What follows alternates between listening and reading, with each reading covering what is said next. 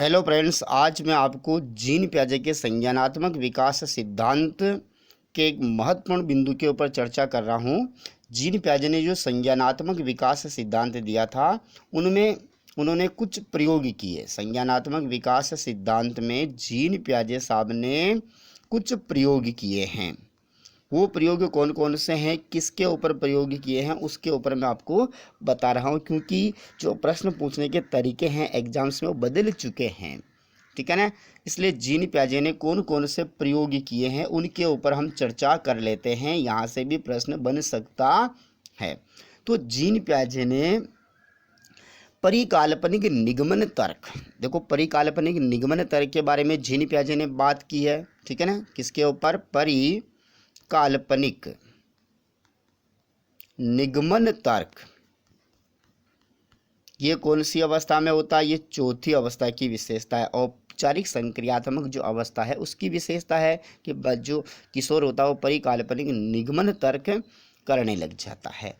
अब इस समस्या या इसकी जानकारी करने के लिए, इस समस्या का समाधान करने के लिए, या जो ये कंसेप्ट लाया गया है इसके ऊपर जीन पियाजे ने जो प्रयोग किया, ठीक है ना, परिकाल्पनिक निगमन तर्क को समझने के लिए जीन पियाजे ने बच्चों के ऊपर जो प्रयोग किए हैं वो पेंडुलम को लेकर के किया। किसके लेकर के? पेंडुलम पर प्रयोग किया था।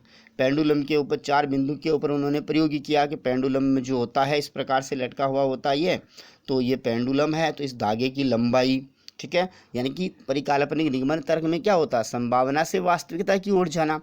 तो बच्चों से पूछा इस धागे की लंबाई कितनी हो सकती है? किसी बच्चे ने कहा कि 1 मीटर है, फिर नापा तो उसके लगभग जो है समान बराबर आई। तो संभावना से बच्चे कहाँ गए? वास्तविकता की ओर गए।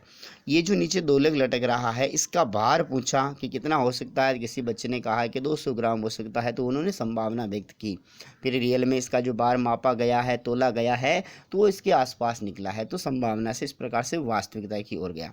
पेंडुलम को ऊपर ले जा करके यहाँ पर छोड़ा जाता है, तो उन्होंने कहा कि यहाँ से ये जो ऊंचाई है कितनी दूरी है, तो किसी बच्चे ने कहा कि 2 फीट ले गए, 4 फीट ले गए। इस प्रकार से उन्होंने संभावना से वास्तविकता की ओर जाने में, ठीक है ना, तो पेंडुलम के ऊपर प्रयोग किया। यानी कि परिकाल्पनिक निगमन तर्क को समझने के लिए जीन पियाजे ने पेंडुलम के ऊपर प्रयोग किया। यह पहला एक्सपेरिमेंट हो गया जीन पियाजे का। दूसरा एक्सपेरिमेंट है, जीन पियाजे ने अपने संज्ञानात्मक विकास सिद्धांत में एक बिंदु दिया, केंद्रीयकरण। कौन सा दिया? केंद्रीयकरण। ठीक है ना।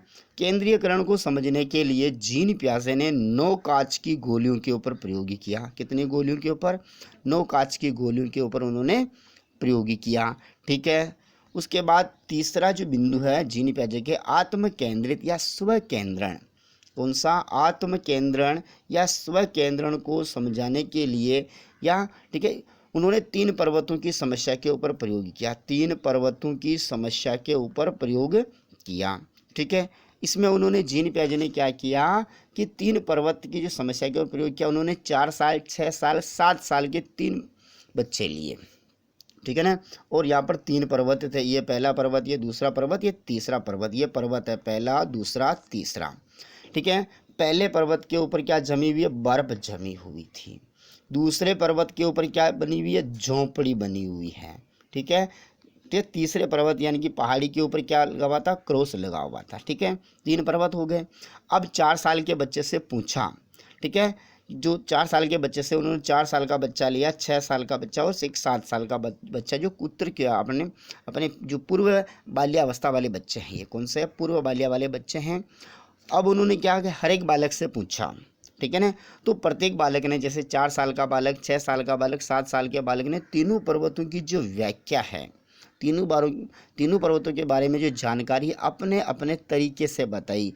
उन्होंने इनका जो वर्णन किया, इनके बारे में जो जानकारी बताई, वो दूसरों के दृष्टिकोण को उन्होंने ध्यान नहीं रखा, अपने खुद के हिसाब से बताई। तो इस प्रकार से आत्म केंद्रण को समझने के लिए 3 पर्वतों की समस्या के ऊपर उन्होंने प्रयोग किया। तो ये कुछ प्रयोग है, समझ गए। एक प्रयोग और है, इन्होंने प्रस्तावनात्मक जो तर्क होता, थॉट होता, उसको समझने के लिए इन्होंने हरे और एक नीले जो कांच के टुकड़े थे उनके ऊपर प्रयोग किया, नीले हरे कांच के टुकड़े के ऊपर प्रयोग किया प्रस्तावनात्मक तर्क को समझने के लिए।